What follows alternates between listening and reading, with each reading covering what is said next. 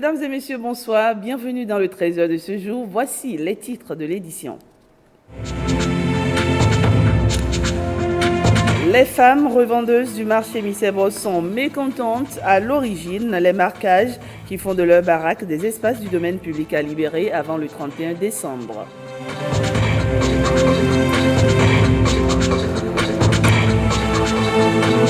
Et puis la journée africaine de la sécurité routière coïncide cette année avec celle du souvenir des accidents de la route. Il s'agit d'un double événement que le Bénin va célébrer le 20 novembre.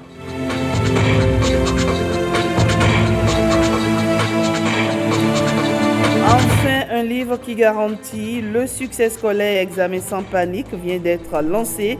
Il s'agit d'une œuvre littéraire en 2 tomes de Florent Rounoupé qui permet d'améliorer la qualité et la performance du système éducatif béninois.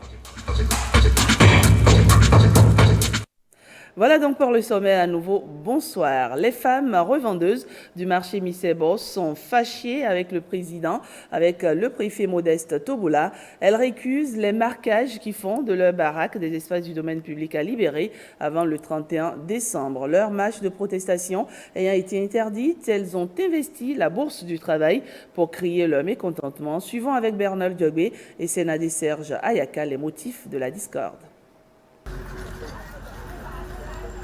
Voici les baraques et boutiques de la discorde, les baraques du mécontentement. Elles bordent la voie pavée allant du carrefour à Agbomegar au carrefour Sojema à Missebo. Ces femmes que voici y sont installées depuis plusieurs décennies. Et elles ne comprennent pas pourquoi la décision de faire des guerpires doit les toucher. Bien que Missebo soit un quartier, Missebo, ça a été un marché depuis, et quel que soit l'embellissement d'une ville, on ne peut pas venir mettre les croix dans un marché de façon arbitraire. Leur ligne de défense est claire. Pour soi-disant assurer notre sécurité, le préfet Toboula a mis des barrières où les motos ne peuvent plus rentrer. Ça a générer une mévente qui existait déjà, ça a aggravé la mévente généralisée. Leur marche n'ayant pas été autorisée, elles ont investi la bourse du travail pour crier et dire halte à ce qu'elles qualifient d'arbitraire. C'est des femmes. Tout ce qu'il y a ici, vous voyez combien d'hommes. C'est des femmes qui ont fait et qui ne veulent que survivre. On menace, on envoie. On fait des manigances pour que la police n'encadre pas le mal. Nous sommes prêts à nous battre, à continuer le combat pour que personne ne vienne arracher cette liberté-là. Mais ce repli, disent les revendeuses de Missebo, n'est qu'un repli tactique. Elles projettent de marcher, de toujours marcher pour défendre leur gagne-pain. Et pendant ce temps, à Parakou, le directeur départemental du cadre de vie est descendu sur le terrain pour un dernier avertissement à l'endroit de ses occupants. On fait donc le constat avec Nouroudine Safara sur place. Le directeur départemental du cadre de vie, accompagné du préfet du Borgou et du directeur des services techniques de la municipalité de Parakou dans les rues. Cela n'arrive pas tous les jours. C'est une mesure gouvernementale prise en conseil des ministres. Et l'objectif, c'est d'abord de moderniser la ville. C'est de rendre plus fluide la circulation. Aujourd'hui, ça nous fait peut-être mal, mais à l'avenir, je crois que c'est nous tous qui serons contents du visage que va offrir notre ville. Cette opération que nous sommes en train de faire, nous le faisons en guise d'avertissement. Donc au-delà du 31 décembre 2016, ceux qui n'auraient pas libéré ces entreprises-là, nous serons obligés donc, de les faire déguerpir par les voies qui s'imposent. Libérer véritablement les abords des différentes rues de Parakou n'est qu'une question de jours. Au niveau de la municipalité, l'on rassure quant à la disponibilité de nouveaux sites devant accueillir ceux qui seront décampés. Pour ceux qui seront déguerpis, la ville a commencé par faire des aménagements au niveau de certains marchés de la commune, tels que le marché de Rose-Croix et la place INCB. Il y a le marché Guéma et il y a également le marché Zongo. Toutes ces places-là seront prioritaires, pratiquement ceux qui seront des guerpiers d'ici. En attendant la phase répressive, le préfet du Borgou invite déjà les populations à obéir aux injonctions de l'autorité. Nous sommes à pratiquement un mois donc, de l'échéance. Je voudrais demander aux populations de Parakou de faire preuve de civisme et de responsabilité pour que durant ce laps de temps qui nous reste encore, qu'ils puissent donc de façon délibérée libérer les emprises qu'elles ont occupées de façon anarchique pour que le moment venu, nous ne soyons pas obligés d'y mettre la force. D'autres descentes sont annoncées dans les tout prochains jours pour la suite de cette opération. Et sachez à présent que l'interdiction des activités des organisations fêtières en milieu estudiantin suscite toujours des protestations. À cet effet, l'Organisation pour la défense des droits de l'homme et des peuples a organisé 8 jours de séances de sensibilisation sur le respect des droits et de la liberté dans nos sociétés. Les membres de cette association se sont retrouvés jeudi pour faire le point des activités menées et proposer d'autres stratégies de lutte. Bruno Rotepo et Cécile Rondé nous rappellent le contexte. C'est après une semaine de manifestations contre la décision gouvernementale relative à l'interdiction des activités fêtières dans les universités publiques au Bénin que ces membres de l'Organisation pour la défense des droits de l'homme et des peuples, ODHP, se sont réunis pour faire le bilan. On a envoyé des missions sur les différents campus de notre pays, à Djara, à Porto-Novo, également à Parakou, également. Nous avions adressé des correspondances, une lettre à Monsieur le Président de la République pour lui demander de rapporter donc cette mesure-là. Cette lettre est déjà envoyée. Nous avons fait ampliation au Président de l'Assemblée nationale à qui nous avons également écrit pour lui demander dans le cadre du contrôle de l'action gouvernementale d'interpeller le gouvernement de Patrice Talon sur la violation des libertés et l'interdiction donc des mouvements ou des activités aux étudiants. Pour mener à bien cette lutte, quelques responsables syndicaux s'engagent à soutenir la cause de ces jeunes. On ne peut pas empêcher aux étudiants de pouvoir faire des activités. C'est comme ça qu'ils apprennent à assumer des responsabilités. S'il y a des dérives, on peut voir ce qui n'a pas marché. On ne peut pas dire les libertés, on ne peut pas faire la prédation des libertés. Nous allons les accompagner. Ce n'est pas de la démagogie, ce n'est pas de l'anarchie, parce que lorsque vous n'avez plus la liberté, mais vous choisissez votre liberté. L'Organisation pour la défense des droits de l'homme et des peuples, en collaboration avec l'Union nationale des scolaires et étudiants du Bénin, ne compte pas démordre. Tout autre chose à présent, le rapport sur le développement humain en Afrique 2016 vient d'être publié. Ce document, élaboré par le Programme des Nations Unies pour le développement, PNUD, en collaboration avec les nationaux, a été lancé jeudi dernier au Palais des Congrès à Cotonou. C'était en présence de 5 membres du gouvernement. Yves Agodokwesi et Héloïse Winaton nous précisent dans ce reportage que la situation de la femme, malgré le rôle qu'elle joue dans la société, n'est toujours pas réjouissante. La femme, pilier du développement de toute nation. Et pourtant, sa situation n'est pas des plus reluisantes. Le rapport sur le développement humain en Afrique 2016, élaboré par le Programme des Nations Unies pour le développement PNUD, nous renseigne davantage sur la situation de la femme africaine. Le rapport met en lumière que peu de progrès ont été réalisés dans la lutte contre les normes sociales, les paramètres institutionnels et les pratiques culturelles néfastes qui perpétue l'inégalité entre les genres. Le développement est menacé dans son existence propre lorsqu'il n'est pas fondé sur la dimension genre. Au Bénin, en 2014, l'indice de développement des genres est de 0,82%. Cela traduit l'inégalité criarde dont sont victimes les femmes. Les nombreux efforts des gouvernements successifs n'ont pas changé grand-chose. Il faut reconnaître que beaucoup reste à faire.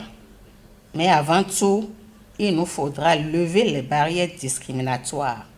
Faudrait-il rester passif? Il faut agir. Nous devons nous battre pour réduire les inégalités de genre. Merci pour tous ceux qui ont contribué à l'élaboration de ce rapport. Je pense que nous serons tous déterminés à partir d'aujourd'hui, dans nos programmes, dans nos budgets, pour réduire les questions d'inégalité de genre. La réduction des inégalités de genre, ça permet de booster la croissance économique. La volonté politique y est. La preuve, le gouvernement a réservé une part considérable de son budget à l'autonomisation de la femme. Le gouvernement du Bénin, dans son programme d'action pour la période 2016-2021, a prévu d'importantes mesures en vue de corriger les disparités du genre et de promouvoir l'autonomisation de la femme béninoise. Et cette fois-ci, monsieur le coordonnateur, les ressources sont prévues au budget. Ce document a été lancé à l'échelle continentale le 22 août 2016 et le Bénin figure parmi les 10 pays africains à s'inscrire dans la même dynamique. Eh bien, loin de ce constat de l'inégalité des genres, on retient que le Bénin célèbre demain, 20 novembre, 2 événements majeurs. Il s'agit de la Journée internationale du souvenir des victimes des accidents de la route et la Journée africaine de la sécurité routière. À cet effet, le ministre des Infrastructures et des Transports adresse un message aux populations béninoises. Écoutons un extrait de ses propos au micro de Cécile Larondé et de Yves Agodopessi. Dans notre pays, plus de 700 personnes meurent chaque année des suites de sinistres routiers. Et cette réalité, aujourd'hui, n'est plus tolérable. Cette année, cette commémoration à caractère régional et international est placée sous le thème de la prise en charge post-accident, avec pour axe de réflexion la prise en charge médicale après accident, l'enquête de police et les aspects judiciaires de l'accident. En marge des échanges qui se poursuivent au niveau des acteurs de la chaîne de la sécurité routière à ce sujet, j'invite les usagers de la route, toutes catégories confondues, à se joindre à la procession suivie de dépôt de GEB prévue le dimanche 20 novembre 2016 à partir de 8 h au départ de la place de l'Étoile Rouge. Ben voilà, c'était donc le message du ministre des Infrastructures et des Transports à l'occasion des 2 événements majeurs que célèbre le Bénin le 20 novembre prochain. Autre actualité de ce 13 eh bien, le Haut Commissariat des Nations Unies pour les réfugiés hier a célébré ce vendredi le 2e anniversaire du lancement du plan global pour l'éradication de l'apatridie. L'occasion était donc donnée aux autorités et à la société civile d'attirer l'attention des gouvernants sur l'urgence des actions à mener pour éradiquer le phénomène. Alain Dossuyovo, quelles sont les statistiques en matière d'apatridie au Bénin? Environ 10 millions de personnes dans le monde et 1 million en Afrique de l'Ouest sont des apatrides. Ces personnes sans nationalité sont privées de plusieurs droits de citoyenneté. La communauté internationale ayant pris conscience de la situation, le Haut Commissariat des Nations Unies pour les réfugiés a en effet lancé le 4 novembre 2014 le plan global pour l'éradication de l'apatridie.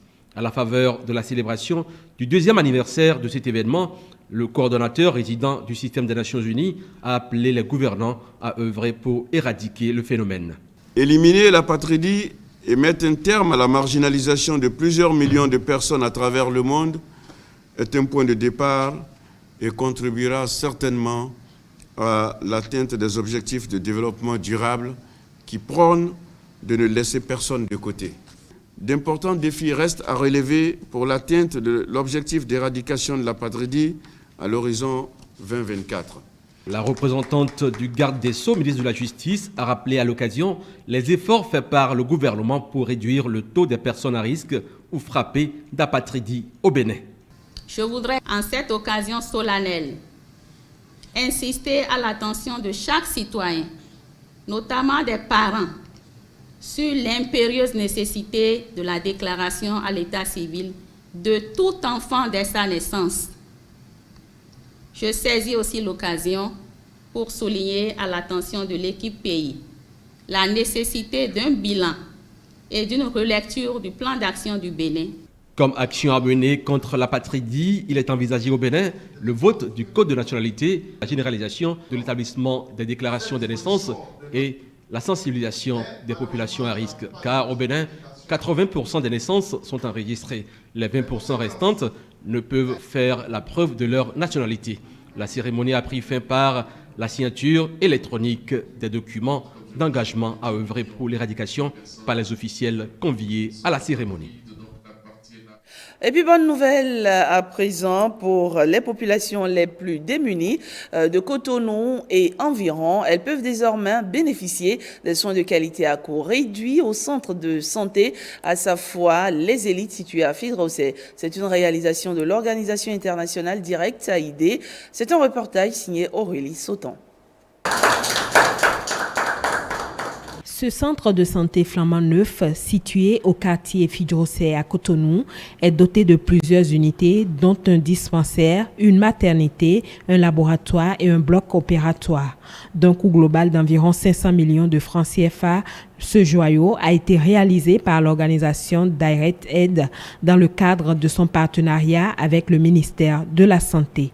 Vu l'ampleur des problèmes sociaux, sanitaires auxquels sont confrontés les populations africaines, surtout au milieu rural, l'Organisation internationale Direct Aid a donné à l'action sanitaire une place de choix dans ses activités. La nouvelle démarche de l'organisation Koweïtienne Direct Aid consiste à contribuer à l'amélioration de la couverture socio-sanitaire dans le pays à travers un réseau de 5 centres de santé, dispensaires et maternités. Participer au recouvrement du coût des soins au cours de la caravane de lutte contre les maladies des yeux. Tous les services fournis étaient gratuits. De même, on peut citer la prise en charge sanitaire totale de 1000 orphelins. Le centre médical à sa fois les élites est un hôpital moderne qui offre gratuitement des soins de santé aux populations les plus démunies de Cotonou et environ, de toute obédience religieuse.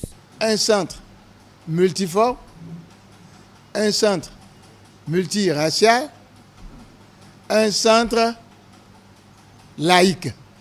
Ça, c'est à l'honneur du peuple koweïtien. Nous vous en félicitons. Ceci participe vraiment à l'amélioration de la couverture sanitaire de tout le pays, surtout à Cotonou. Et ce que vous faites pour l'amélioration de la santé des populations est en droite ligne dans le programme d'action du gouvernement où la santé des populations prend la première place. Direct Aid est une organisation internationale koweïtienne à caractère humanitaire qui œuvre pour le développement durable à travers de multiples actions. Et on note à présent que le consortium Rifonga-Wanep Bénin prépare les femmes pour une meilleure participation aux instances de décision au Bénin. À cet effet, le 4e programme d'appui au renforcement des capacités d'action des femmes a été lancé au Champ d'Oiseaux à Cotonou. Des jeunes filles et jeunes femmes ont reçu les rudiments nécessaires pour le leadership politique féminin. Mathieu Sokenou et Jean-Claude James pour d'autres détails. Elles font partie des 140 candidates retenues sur les 407 qui ont postulé à ce 4e programme suisse RECAFEM 4. Ces jeunes filles et jeunes femmes vont se familiariser avec les concepts sur le leadership. Les participantes à cette formation seront préparées à prendre une part active aux prochaines élections. Notre ambition étant de voir ces futures femmes leaders positionnées dans les principales instances de décision, tant au niveau local que national. Nous les accompagnons progressivement sur 3 années à travers différentes activités pour les aguerrir et bénéficiant du soutien des membres de leur communauté, à commencer par celui très précieux de leurs époux. Dans les meetings, ce sont nos femmes que nous voyons, on les draine. C'est celles qui font objet de mobilisation pour que les hommes puissent accéder au pouvoir. Donc il est temps que la femme aussi prenne le relais, qu'on cesse d'être l'échelle. Ces formations nous ont permis à nous qui sommes là aujourd'hui d'être un peu plus aguerris. J'avoue que ce n'est pas chose facile, ce n'est pas impossible.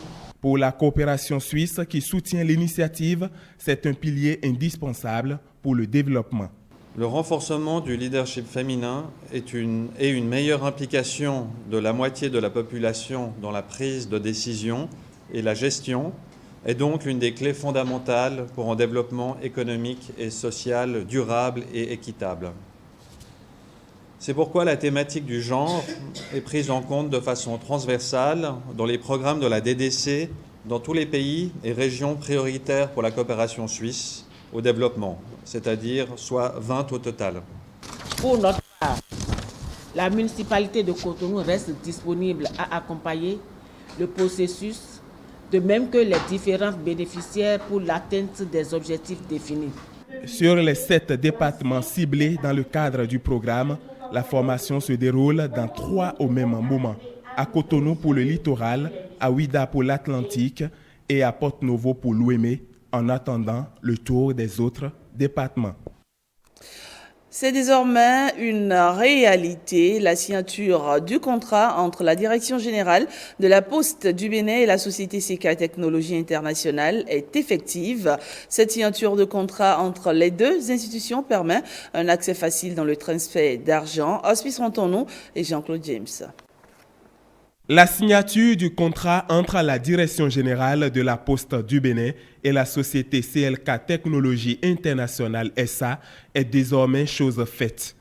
Ce partenariat vise la promotion du transfert d'argent à travers Chrono Cash. Nous devons, c'est vrai, prendre appui sur la réussite des GSM qui couvrent toutes les zones, même celles très écurées, mais en ayant soin d'intégrer le niveau d'éducation de la population. C'est ce que Chrono Cash. Nous avons alors compris quelle était notre responsabilité de trouver un système d'argent, de transfert d'argent moderne, sécurisé, ouvert et disponible partout avec une couverture totale de tout territoire retenu, car ne nécessitant aucune restriction de point de vue de dispositifs informatiques, encore moins de contraintes réglementaires, accessible au plus grand nombre de clients et de distributeurs, du tenancier de la plus grande boutique en zone urbaine au petit détaillant, au dernier coin de la rue de la dernière localité. Eh bien, Chrono Cash y est possible. Pour le directeur général de la Poste du Bénin, c'est une nouvelle page de l'histoire qui se crée grâce à cet engagement des deux structures. Ce produit qui satisfait aux exigences du client offre à tout détenteur du téléphone mobile la faculté d'opérer en tout lieu et à tout moment le transfert d'argent, des paiements à partir des cartes grattables, rechargeables, selon le besoin et la capacité. Ce produit sera disponible sur le marché compte tenu de notre chronogramme avec le partenaire à partir du 2 décembre prochain. Le recours aux technologies de l'information et de la communication vient simplifier la vie aux clients de la Poste. L'autre défi sera la disponibilité en tout temps des cartes Chrono Cash.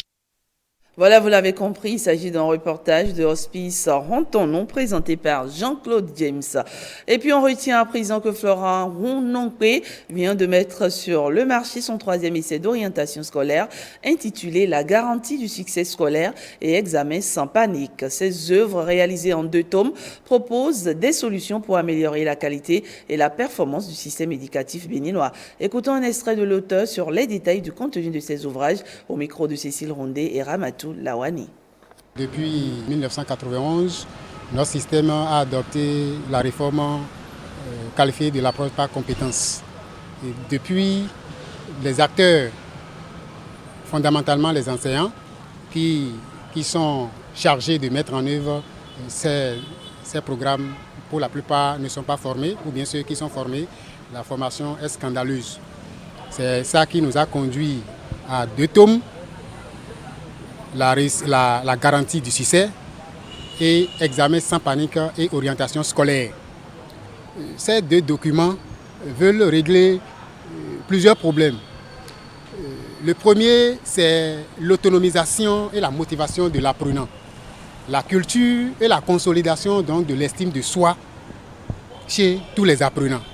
Et donc, nos 2 supports de formation, lorsque nous allons les mettre en œuvre, pourrait permettre à tous ces acteurs, parents, apprenants et enseignants de bénéficier donc de renforcement de capacité, de coaching, afin que les résultats soient améliorés.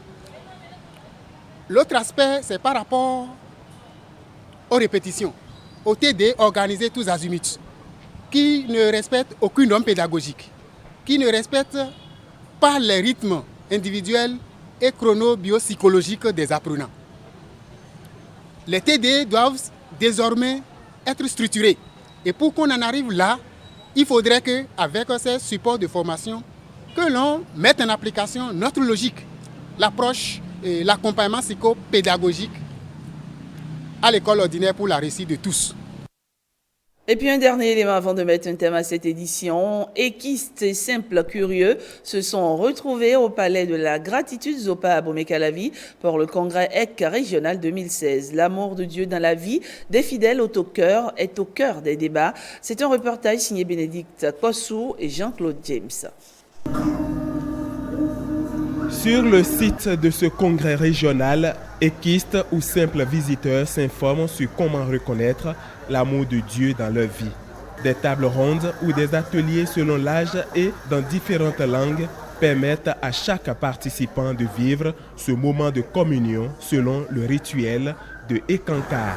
Différents sujets d'ordre purement spirituel seront abordés.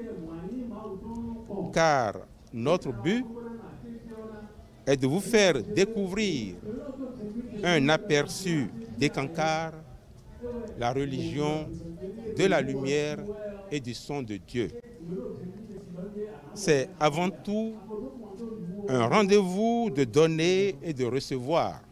Durant 2 jours, les réalités de Ekankar seront exposées suivant 3 axes essentiels. 1. Le Mahanta est maître Ek vivant.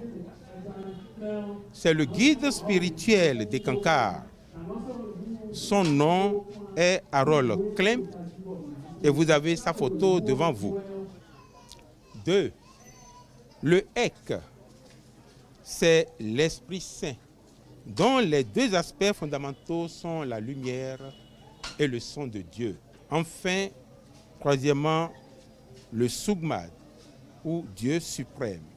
Flore Adou, l'oratrice principale, va développer pour enfants, jeunes ou moins jeunes, le thème « Comment reconnaître l'amour de Dieu dans votre vie ». Voilà, c'est la fin de cette édition. Je vous remercie de l'avoir suivi. Passez un excellent week-end. Je vous retrouve demain.